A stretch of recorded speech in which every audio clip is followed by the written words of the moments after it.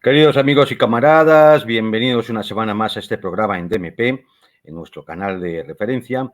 Y, como siempre, agradecer vuestra presencia, sobre todo un día como hoy, que incluso creo que hay fútbol de Eurocopa, que muchos seguramente lo estaréis viendo, y pues espero que luego os paséis por este canal a entreteneros un poco, ¿no? A relajaros después de la tensión del fútbol. Como siempre, también agradecer al equipo técnico de DMP que está detrás entre bambalinas, llevando adelante el aspecto técnico para que todo funcione con normalidad, ¿no?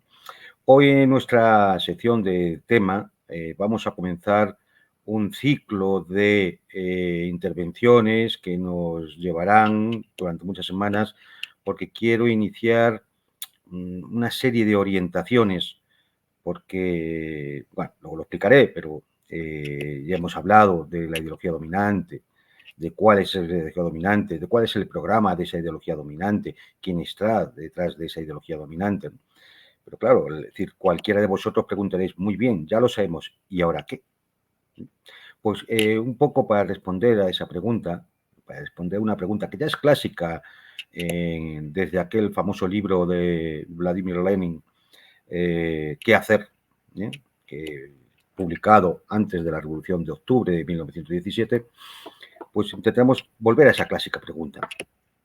Pero antes vamos a intentar tratar dos temas que desde el pasado jueves pues han llenado los noticieros y las portadas de la prensa, porque tienen importantes implicaciones y además creemos que no se ha dado, o al menos yo no lo he visto de forma general, unas interpretaciones adecuadas para poder, de alguna forma, dar luz sobre esos dos acontecimientos. Vamos a empezar con el primero, que no son ni más ni menos que las elecciones británicas.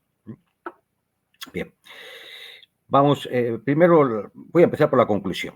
Nada ha cambiado en el Reino Unido tras estas elecciones. Quien esperara que porque el Partido Laborista, que ha sido el partido clásico de la izquierda en Gran Bretaña, obtuviera una victoria tan clara, esto va a cambiar las cosas. Pues lamentablemente me temo, ojalá me equivocara, pero me temo que no va a ser así.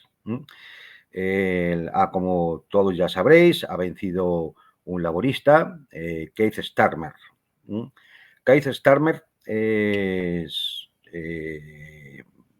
no es un político que tenga ya una carrera muy grande en el tiempo ni nada. De hecho, realmente le entra poco menos que hace 10 años en el Partido Laborista. Él es un masón de la Sociedad Fabiana y, bueno, simplemente con un par de detalles, pues nos podemos percatar de que es un hombre de la élite globalista. Ha sido miembro de la Comisión Trilateral, ese antecedente del Club Bilderberg, desde el año 2017 al año 2022. Es miembro de la Sociedad Fabiana, como digo, esta sociedad pseudomasónica, desde el año 2021, y es miembro del Foro Económico Mundial de Klaus Schwab y su camarilla desde el año 2023. ¿Cuál es la primera sensación que uno puede tener? Pues que es un globalista, un hombre del establishment que ha sido puesto al frente del Partido Laborista para llevar adelante, para tenerlo controlado y seguir llevando adelante la Agenda 2030 y la agenda globalista de la que hemos hablado en las últimas semanas. Para darnos cuenta un poco del personaje, ¿no? Veis una foto que está puesta ahora mismo en pantalla. Es Starmer anunciando su victoria electoral, rodeado de unos personajes ahí un poco incalificables, y en ese momento declaraba: el corazón de nuestra democracia late en esta sala. Y bueno, solo hay que ver un poco la foto para darnos cuenta de por dónde va el personaje. Aquel que pensara que estábamos ante la típica seriedad y flema británica, pues parece que no es así. Es decir, nos da más bien la sensación de ser la performance habitual a la que nos tienen acostumbrado los clones políticos que va generando la agenda globalista. El Partido Laborista ganó con 412 escaños de 650, es decir, mayoría absolutísima. Le seguía el Partido Conservador con 121 diputados, los demócratas liberales con 71, el partido de Farage, que por primera vez entra en la Cámara de los Comunes con 4 escaños, un hundimiento del Partido Nacional Escocés, que se queda en 9 escaños, y bueno, pues la aparición también por primera vez del Sinn Féin, el partido irlandés católico, en Londres, con 7 escaños. Y alguien, hombre, uno ve este resultado y dice, bueno, pues han arrasado los laboristas, es decir, evidentemente uno se imagina que han aumentado los votos, etcétera, etcétera. Pero yo creo que es bueno que todos sepamos un poco cuáles han sido los resultados reales y cómo de esos resultados reales se llega a este reparto de escaños, ¿no? Hay que decir que la participación ha sido baja, un 60%. Esto conviene también recordarlo para cuando algunas veces en otros países que dicen que la participación es baja, que las elecciones no están legitimadas, y tal. Bueno, pues en esta democracia británica, que no creo que nadie lo ponga en duda, un 60% de participación. Eran 28.700.000 los electores llamados a votar. Bien, el Partido Laborista ha sacado 9.700.000 votos, aproximadamente. Voto arriba, voto abajo. Cayendo un 5,6% respecto a las elecciones anteriores. Es decir, ha perdido votos, ha perdido apoyos. El Partido Conservador ha obtenido 6.800.000 votos, cayendo nada más ni nada menos que un 51,1%. Claro, esto explica la victoria laborista. El Partido Liberal Democrático ha caído un 5,3%. También ha perdido votos, quedándose en 3.500.000 votos. El Sinn Féin, como he dicho, 7 escaños, sí que ha aumentado en votos, obteniendo 211.000 votos, ha aumentado un 16%. Y el partido de Farage, Reformar Reino Unido, ha obtenido 4 escaños con 4.114.000 votos, aumentando un 538%. Y claro, aquí nos tenemos que detener, porque evidentemente, ¿cómo se explica esto? Bueno, pues se explica por cómo es el sistema electoral británico, ¿no? Es decir, el sistema electoral británico lo que hace es dividir el territorio en distritos. En cada uno de esos distritos se elige un diputado, un escaño. ¿Quién los tiene? Aquel que saca más votos. Es decir, puede darse la circunstancia de que en un distrito determinado el Partido Laborista saque 1.000 votos, por decir una cantidad, el partido de Farage consiga 990 votos, el Partido Conservador reciba 900 votos y ese escaño es para el Partido Laborista. Es decir, al no haber segunda vuelta, no puede haber un proceso de acumulación de votos que exija una mayoría absoluta en el distrito para obtener el escaño. Con lo cual, nos encontramos con que al Partido Laborista le han valido cada escaño, le ha costado 25.000 votos, al Partido Conservador 60.000 votos y a Farage le ha costado 1.000.000 de votos cada escaño.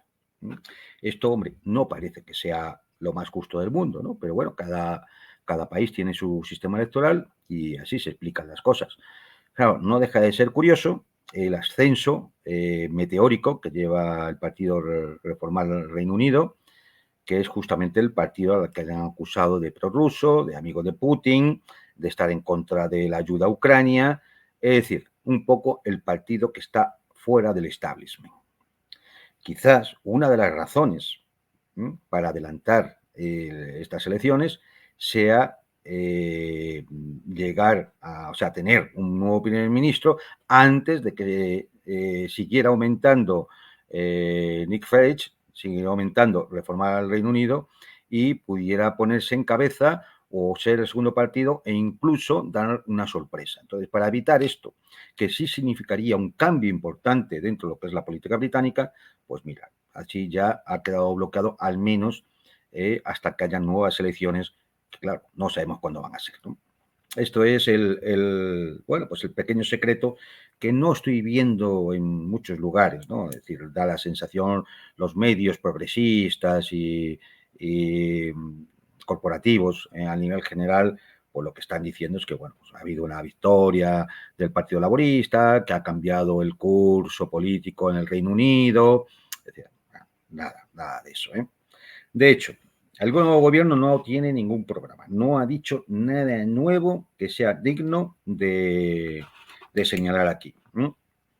Hay que decir que el rating a nivel nacional de Starmer, de apoyo, es del 22%, frente a un 60% que no le quiere.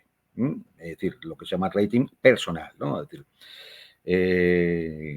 es un personaje que además lleva mucho tiempo en conflicto con la izquierda, con los sindicatos, y se apoya fundamentalmente en el funcionariado, sobre todo de la ciudad de Londres, en la City, y vamos, no va a haber que nadie espere aumento de impuestos para los ricos, ni cosas, ni aumento de salario para los funcionarios, ni cosas de ese tipo. Es decir, como mucho habrá recortes de impuestos para llevar adelante la agenda verde, ¿no? Es decir, la economía verde y de este ecocapitalismo que nos venden, ¿no? Otro detalle que podemos señalar de por dónde va el señor Starmer, bueno, te voy a decir dos. Uno es que inmediatamente Zelensky habló con el nuevo primer ministro británico. Y las palabras de Zelensky son textuales. Se está preparando un acuerdo de 100 años sin precedentes entre Ucrania y el Reino Unido. Ahí lo dejo. Y otro detalle es que ya ha nombrado ministro de Defensa. Tengo por aquí el nombre, el nuevo ministro de Defensa. A ver si le encuentro, el personaje este. Bueno, no lo sé, tengo pedido el nombre por ahí.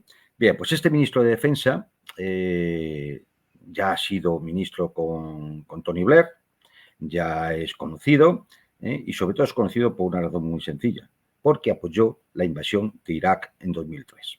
Es decir, es un belicista, es un pro-OTAN absoluto y bueno, pues ya nos podemos esperar cuál va a ser la política exterior que va a llevar adelante Starmer.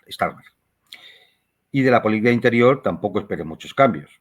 Es decir, si ahora mismo hay un grave problema inmigratorio en el Reino Unido, lo va a seguir habiendo, porque este señor no va a hacer nada al respecto, va a llevar adelante todo el programa de la Agenda 2030 del que ya hemos hablado, ¿no? En cuanto a ideología de género, en cuanto al tema del clima y la economía verde, en cuanto al tema de la sustitución de población autóctona en base a una muy baja demografía con mano de obra barata venida de fuera. Es decir, lamentablemente no creo que esto vaya a cambiar y imagino que el asunto Brexit no va a ser tocado por una razón muy sencilla, primero porque tiene el apoyo mayoritario de la población británica, pero además porque el Brexit permite al Reino Unido servir de trampolín, de puente entre Estados Unidos y la Unión Europea. Con lo cual, esa posición, que es una posición privilegiada y que podemos entender que los británicos la vean favorable, pues se va a mantener. Con lo cual, cambios, nada, una payasada. Esto es lo que vamos a ver. De aquí pasamos a la foto que tengo de fondo. El otro acontecimiento de los últimos días ha sido la inesperada visita de Orbán a Vladimir Putin, a Rusia, a Moscú. Visita no anunciada y que ha puesto histéricos a toda la casta política, mediática y económica de la Unión Europea. Vamos a ver simplemente las imágenes porque han dado la vuelta al mundo. Ahí lo tengo.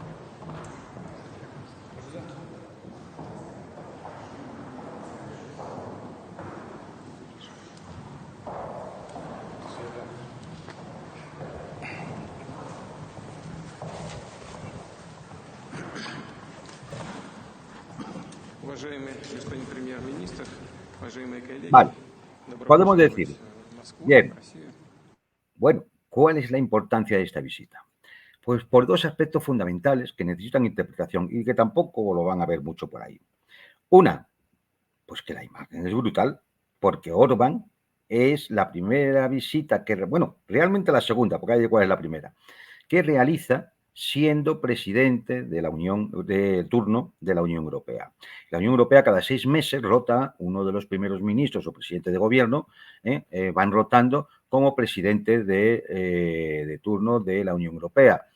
Bueno, es un cargo representativo simplemente, efectivamente no puede tomar decisiones de motu propio porque tendría que contar con el resto de los miembros de la Unión, pero tampoco se puede obviar la representación que tiene. Es decir, a todos los efectos, lo quiera Ursula von der Leyen y su camarilla de burócratas apesebrados de Bruselas, el presidente de turno de la Unión Europea se ha entrevistado con Vladimir Putin, con el aislado Vladimir Putin, con el paria Vladimir Putin. Esa imagen es tremenda, es muy importante. Es esa imagen que tenemos de fondo, ¿no? Víctor Orbán fue después de ir a ver a quién, a Zelensky. El primero fue a Kiev. Se entrevistó con Zelensky. Le dijo que por qué no se intentaba un alto el fuego para parar la guerra. Y sobre todo, no parar la guerra local, ese enfrentamiento que existe ahora mismo dentro de Ucrania, sino para parar la dinámica que nos lleva a una guerra europea o mundial e incendiar el continente. Es decir, Orbán con esto quería iniciar de alguna forma un intento de cambiar ese rumbo belicista que lleva la Unión Europea y que se escenificara de alguna forma, primero, que no todos en la Unión Europea o en la OTAN están por la guerra, y se escenificara también que evidentemente Europa puede hacer algo. Víctor Orbán dijo que era consciente de que no tenía poder para negociar, pero que la paz no se podía concluir desde una cómoda silla en Bruselas. Él, bueno, se puso la chaqueta, se arremangó, se fue a ver a Zelensky, lo cual denota un valor, porque aguantar al tipo debe ser insufrible. De hecho, ya le dijo que no estaba de acuerdo con la propuesta de Orbán, y después se fue a Moscú para conocer de primera mano lo que tenía que decir Putin al respecto. En sus declaraciones, porque hubo rueda de prensa posterior en el que estuvieron los dos, en sus declaraciones Orbán dijo textualmente: completé mis negociaciones en Moscú con el presidente Putin. Mi objetivo era abrir canales de comunicación directo e iniciar un diálogo sobre el camino más corto hacia la paz. Misión cumplida, continuará el lunes. Luego veremos qué es eso del lunes. Al final de su visita, ya volviendo de regreso, a Orbán en el avión también le hicieron entrevistas. Y aquí tenemos un vídeo muy breve de una de esas entrevistas. More than 100% a rational person. When he negotiates, when he starts to explain a point, when he makes a proposal, saying yes or no, he's super rational. Vale, esto es lo que quería fundamentalmente. ¿Qué viene a decir Orbán? Pues que efectivamente está negociando, su intención es que se abran negociaciones para la paz y demás, y que Putin es una persona 100% racional. A ver, ya lo sabíamos, pero como la prensa corporativa y toda la castuza política occidental, poco menos que nos vienen a decir que Putin es un loco expansionista que quiere invadir toda Europa, bueno, pues hay un testimonio del presidente de turno de la Unión Europea, ¿no? ¿Cuál ha sido la reacción de los políticos de la Unión Europea a todo esto? Bueno, ha sido histérica, ha sido dantesca, ha sido esperpéntica. Podemos decir alguna, ¿no? Simplemente para que tengan algún indicio, ¿no? El jefe de la Comisión de Asuntos Exteriores del Bundestag, alemán, Michael Roth, pidió reflexionar sobre la posibilidad de privar al primer ministro húngaro de la presidencia del Consejo de la Unión Europea en relación con su visita a Moscú. Ya, él porque quiere, es decir, el derecho que tienen todos los presidentes de turno, bueno, pues Orbán no, se lo podemos quitar, porque él lo diga, ¿no? Es decir, es el tipo de personaje totalitario y miserable que abunda por la casta política europea, ¿no? El señor Charles Michel, viejo conocido del establishment, del pantano europeo, ¿no? Que es el presidente saliente del Consejo de Europa, ¿no? Hungría no está autorizada a hablar con Rusia en nombre de la Unión Europea.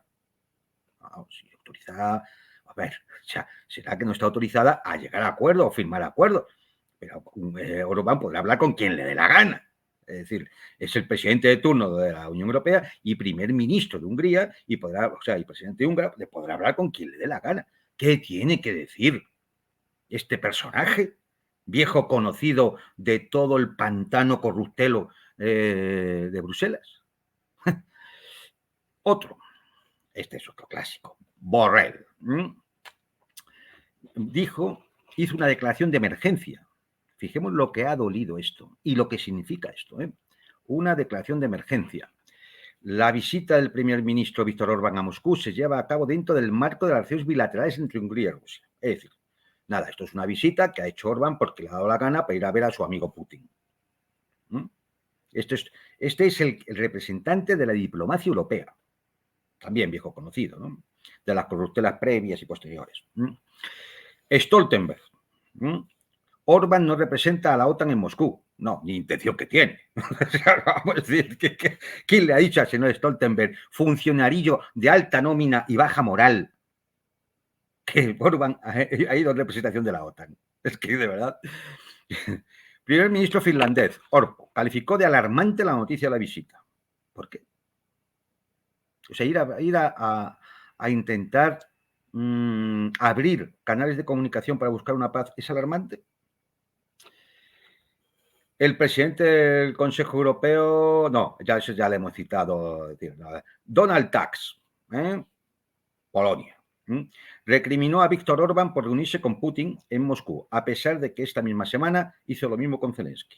Este señor, él es quien es para decir, recriminar a Orbán nada, cuando además, al contrario que la payasada burlesca y cantinflesca que organizaron en Suiza, él se ha ido a ver a los dos. Es más, ha ido primero a ver a Zelensky. ¿Cuál es el problema? O sea, cuando fue a ver a Zelensky, sí iba en representación de la Unión Europea, sí podía hablar con Zelensky, no había emergencia, alarma ni preocupación, pero si va a ver a Putin, sí. Ahí se ve, ¿no? Ya vemos de qué van estos, ¿no? Ursula von der Leyen subió el pan. Insinuó que Orbán está destruyendo la unidad de la Unión Europea con su viaje a Moscú. Vamos a ver. No la está destruyendo Orbán. Han sido ustedes mismos los que han salido a la palestra en vez de estar calladitos para demostrar que efectivamente no hay unidad en la Unión Europea.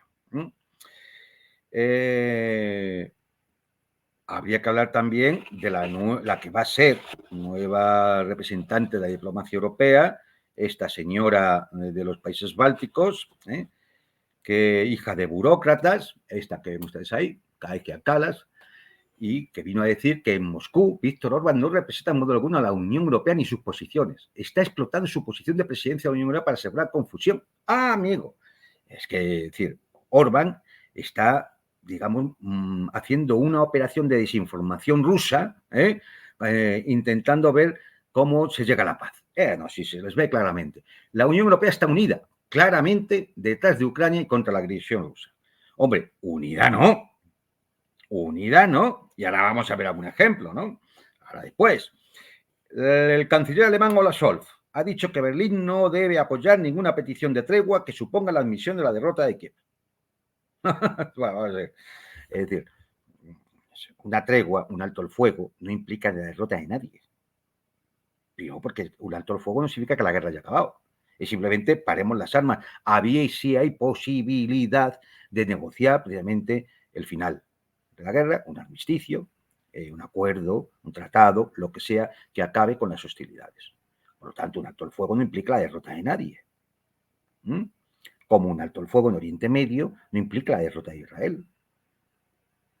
¿Usted lo ridículo que es este personaje que está como canciller de Alemania? Un monigote, un patán, un patán. ¿Mm? ¿Hacen falta más ejemplos? Yo creo que no, ¿no? Mirad, para ver lo de la Unión Europea, ¿no? Y para ver cómo efectivamente hablan por boca de ganso. El primer ministro eslovaco, Robert Fico, ¿se acuerda aquel pobre político europeo al cual le pegaron 4 tiros por su posición en contra de la guerra y de seguir alimentando el conflicto enviando armas a Ucrania? Bien, pues dijo que él habría visitado Rusia junto con su homólogo húngaro, al que felicitó. Dijo que, lógicamente, se excusaba en que por su estado de salud, lógicamente, pues está curando de las heridas de ese atentado, no podía viajar con Orbán, pero ojalá hubiera podido acompañar a Orbán en Moscú. Estas son palabras textuales. Bien. Erdogan dijo que hay países de Occidente que están preparando el terreno para la Tercera Guerra Mundial, mientras Putin reclama la paz. Este no es miembro de la Unión Europea, pero sí de la OTAN. A ver si es que también en la OTAN tampoco hay unidad, como quiere la señora von der Leyen y el resto de la cuadrilla, ¿no? Dice Erdogan, obviamente los traficantes de armas necesitan dinero y el mercado de los traficantes de armas es Occidente. Es una acusación muy grave, ¿no? Más para ser un miembro de la OTAN. Bien. Resulta flagrante, aunque no es sorprendente, que en esta autodenominada soberana y democrática Unión Europea se diga a los líderes de sus países miembros con quién pueden o no pueden reunirse. ¿Pero esto qué es? ¿Pero esto qué es? ¿Pero cómo los europeos podemos aguantar esto? No nos damos cuenta. ¿Cómo podemos aguantar a esta cuadrilla? Y resulta difícil creer que Bruselas busque la paz en Europa cuando recrimina a uno de sus miembros, que además en estos momentos tiene el cargo de representante oficial de la Unión Europea, a que se reúna con las dos partes enfrentadas en un conflicto para buscar la paz. ¿Cuál es la lectura que hay que seguir? Pues muy sencilla, que salvo excepciones, Fico, Erdogan, Orbán, el presidente serbio, ya veremos a futuro otros, pero de momento estos dejan en evidencia que la dirigencia política europea y la dirigencia política de la Unión Europea y de la OTAN, con sede en Bruselas, no están por la paz, están por la guerra. Esa es la gravedad real del viaje de Orbán a Moscú. ¿Qué piensan? ¿Que Orbán es tonto y sabe que no tiene potestad para hacer ningún tratado ni acordar nada? Sí lo sabe. ¿Qué piensan? ¿Que Orbán es tonto y no sabe lo que piensa el resto de los socios europeos? Claro que lo sabe, que sí lo sabe. Está harto de tratar con ellos. Entonces, Orbán ha querido evidenciar, poner en claro para la opinión pública europea quiénes son los que están a favor de la guerra, quiénes son los que están a favor de que nos gastemos nuestros dineros que nos sacan en armamento y se recorte de las otras partidas que ya sabemos, sanidad, educación, infraestructura, transporte, desarrollo, pensiones. Eso es lo que pone en evidencia el viaje de Orbán. Por eso están histéricos, por eso están rabiosos, llenos de ira, demuestran su miseria moral, demuestran que lo mejor que pueden hacer los pueblos europeos es recuperar sus soberanías nacionales y tirar por la borda, al pozo de la mugre y la cochambre, a esa Unión Europea. Porque es que es esto la guerra, es esto, exactamente esto que hemos estado viendo estos días. Hay que decir un detalle más. Antes de estos dos viajes, tanto a Kiev como a Moscú, Orbán anunció junto al líder del partido checo, Babiš, el partido checo ANO, Babiš, y el líder del Partido de la Libertad austriaco, Kirchner, que iban a conformar un nuevo grupo parlamentario en el Europarlamento. Textualmente, estamos creando una formación política que, en mi opinión, muy pronto se convertirá en la facción europea más grande. Esto sucederá dentro de unos días. Claro, es decir, son los que se oponen a esta dinámica de Bruselas, a esta dinámica de la Unión Europea y de la OTAN, que es lo mismo. Bien, de momento son esos tres partidos. Evidentemente, Fico, pues, no sé si en un momento determinado podría tener al menos buenas relaciones con este grupo. Hay que tener en cuenta que Fico, mientras estos son conservadores, Fico es un partido socialista, ¿no? Pero, bueno, podemos vernos que ya ha anunciado Vox en España que se va a añadir a ese grupo. Matteo Salvini en Italia, con su Liga Nacional, también puede unirse a este grupo. E incluso hay quien ha comentado que posiblemente Marine Le Pen sea la que esté detrás de impulsar este grupo en función de sus resultados en las elecciones francesas. Iremos viendo, ¿eh? Esto es importante. En definitiva, está claro que Orbán no fue a Rusia por su propia cuenta. Él sabía perfectamente lo que esto implicaba y demás. Está claro que él no fue en representación de sus socios europeos ni de la OTAN, ¿vale? Entonces, digamos, ¿fue Orbán de motu propio o realmente había una intención o había, no voy a decir el encargo, ¿no? Pero a lo mejor sí, es una especie de encargo de abrir un canal de comunicación? ¿Y de quién podría ser? Y aquí voy a ser prudente y voy a decir que esto es opinión a expensas de confirmación. Solo digo un detalle. Antes de asumir el cargo de presidente este mes, Orbán enfureció a todos sus socios otra vez con su eslogan elegido para los 6 meses de poder de representación como representante de turno de la Unión Europea. Eligió el siguiente lema: hacer que Europa vuelva a ser grande. ¿A qué suena esto?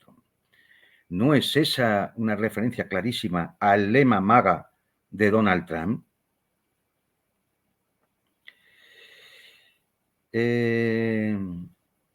¿No podría ser precisamente que Donald Trump esté intentando abrir ese canal de comunicación utilizando a Orbán y a los que están alrededor de Orbán, como nuestro partido, como hemos dicho, para abrir un canal de comunicación con Moscú a expensas de que pudiera ser victorioso en las próximas elecciones de noviembre y convertirse de nuevo en presidente de los Estados Unidos?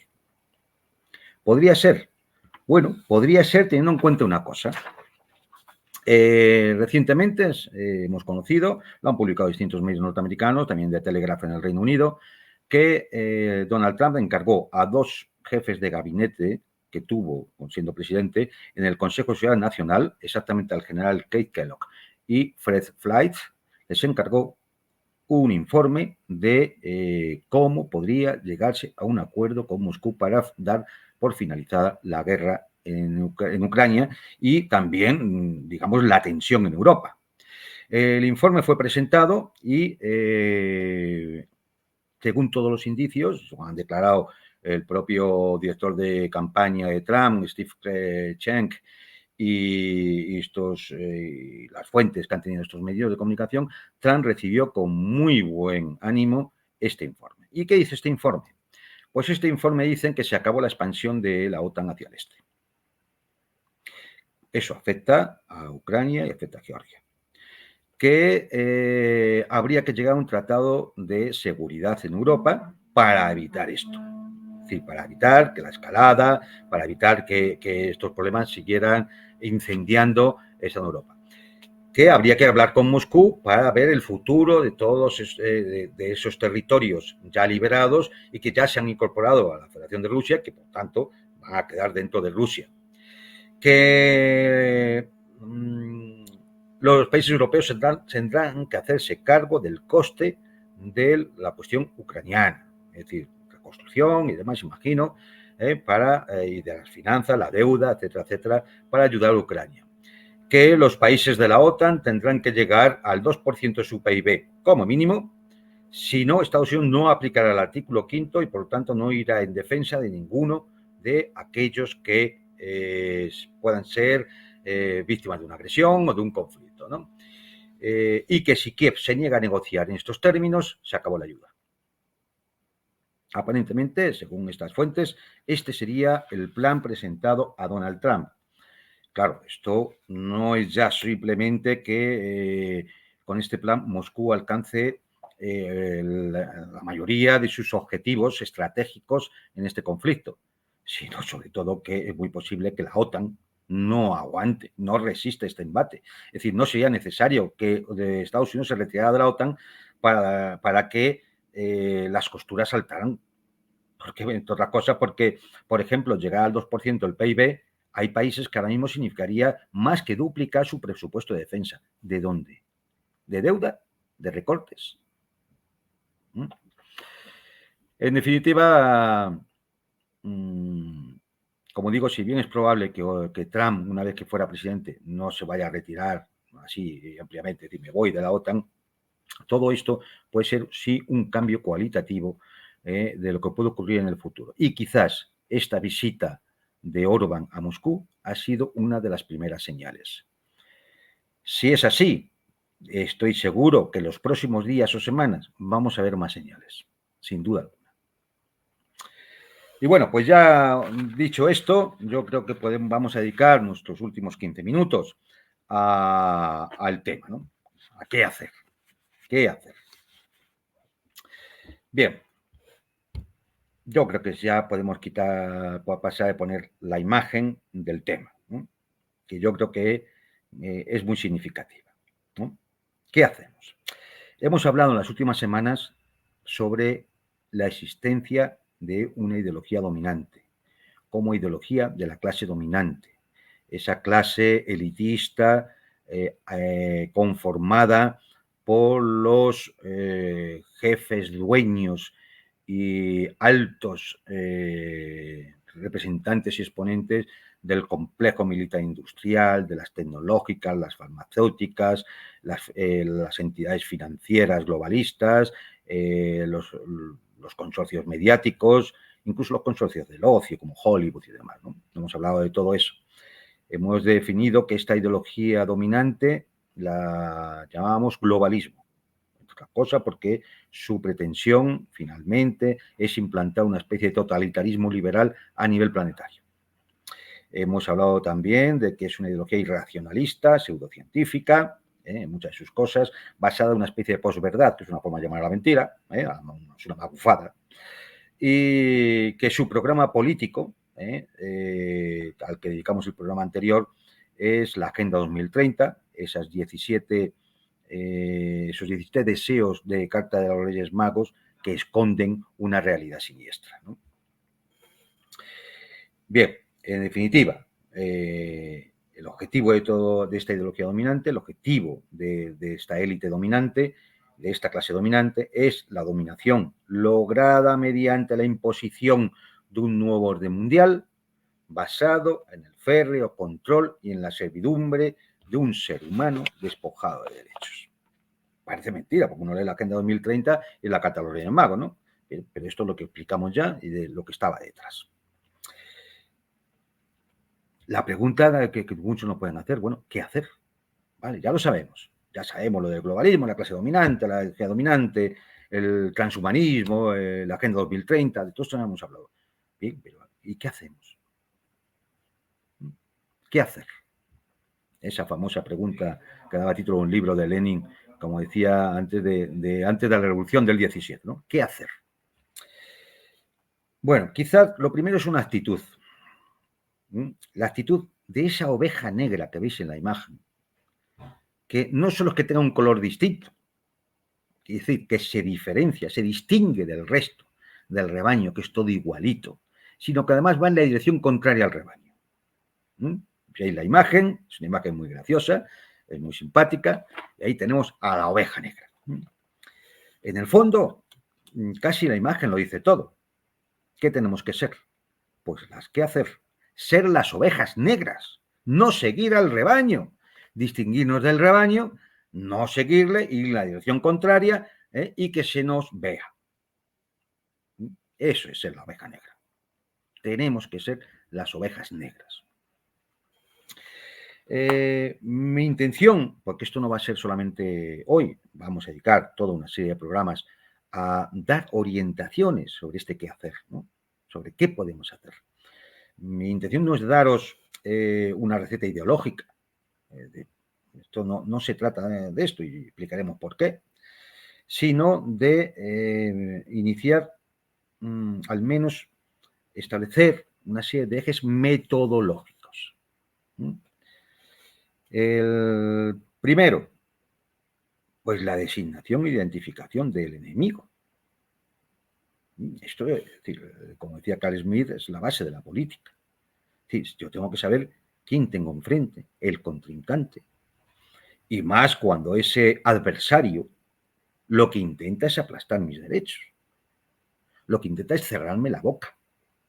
Lo que intenta es reprimir mi opinión, mi forma de pensar, mi forma de expresarme. Entonces, lo primero es identificarme bien. Una vez identificado, hay que mostrar cuáles son sus métodos y herramientas.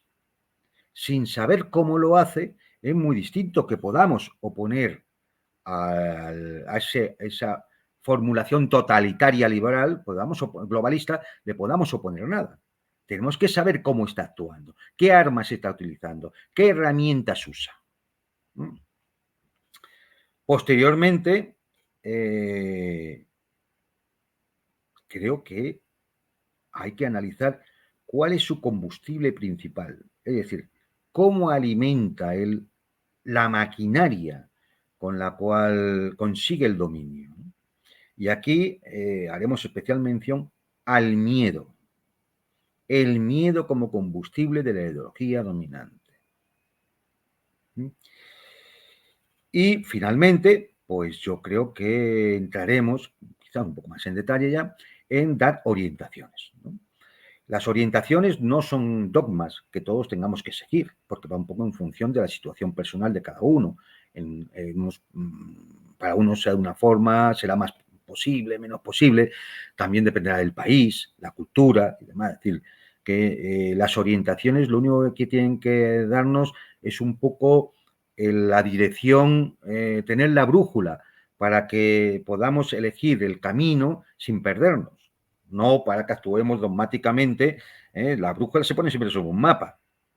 No se trata de seguir la flecha del norte, porque a lo mejor lo que te encuentras es con una montaña que no puedes escalar. Hay que buscar el paso. Entonces, la brújula siempre ir siempre con un mapa.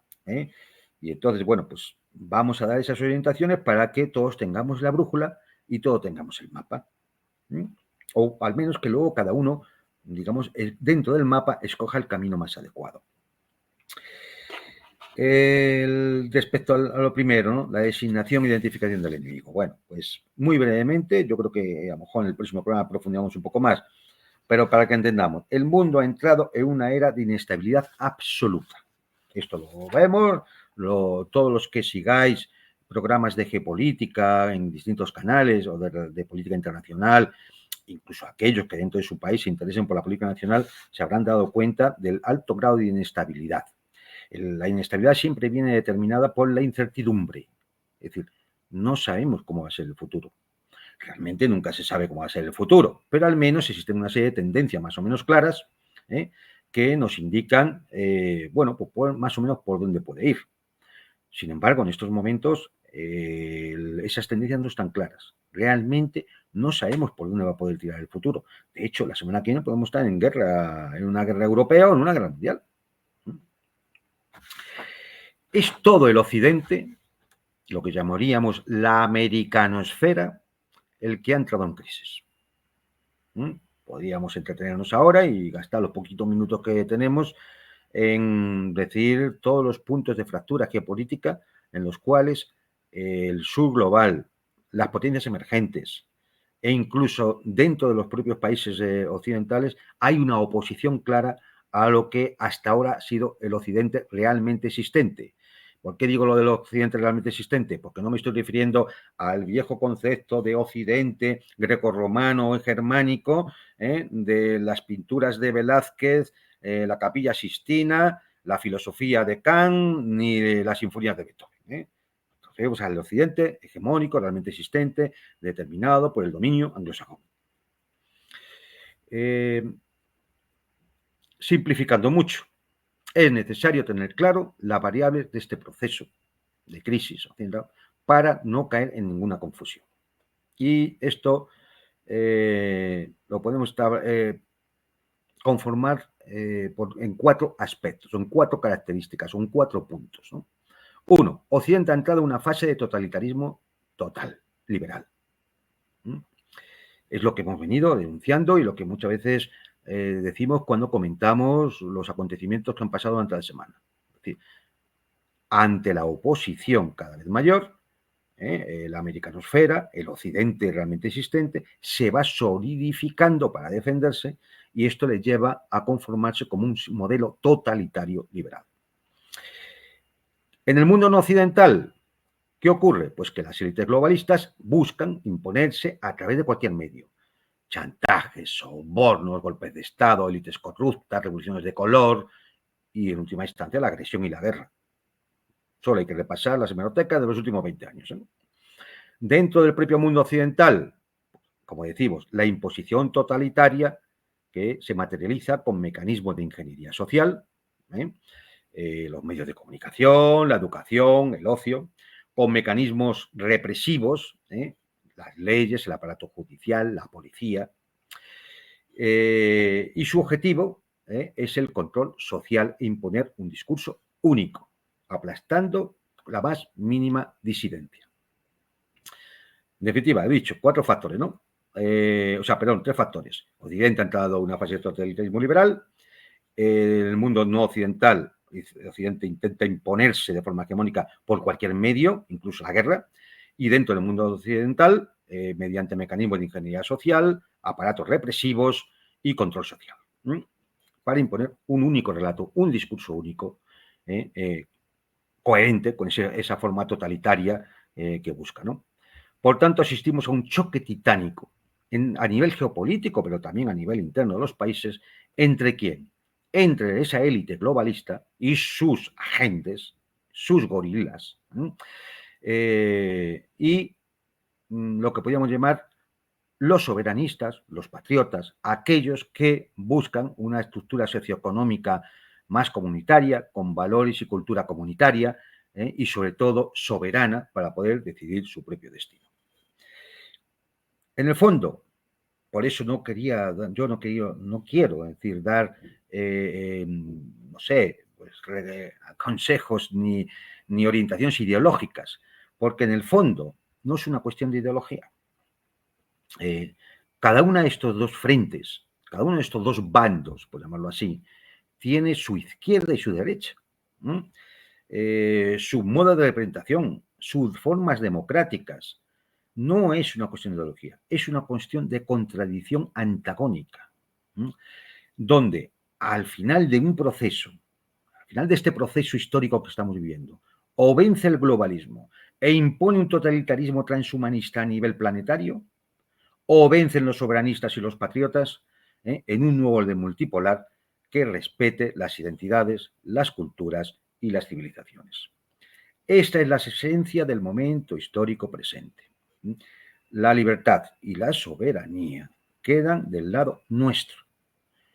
El globalismo no es más que el imperio de las mentiras que nos lleva dominando desde hace mucho tiempo, pero sobre todo de una forma evidente y totalitaria desde hace 2 décadas, una vez que su contrincante geopolítico, que era el bloque de la Unión Soviética, colapsó.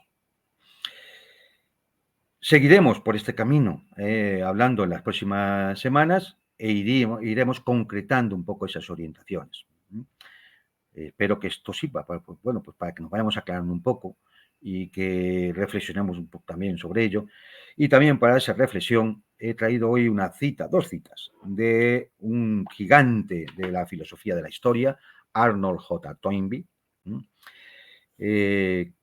Bueno, el que sea capaz de leerse su estudio de la historia es un auténtico héroe, porque decir, es una obra impresionante, es una obra cumbre, es una obra olvidada por el globalismo. ¿Por qué será?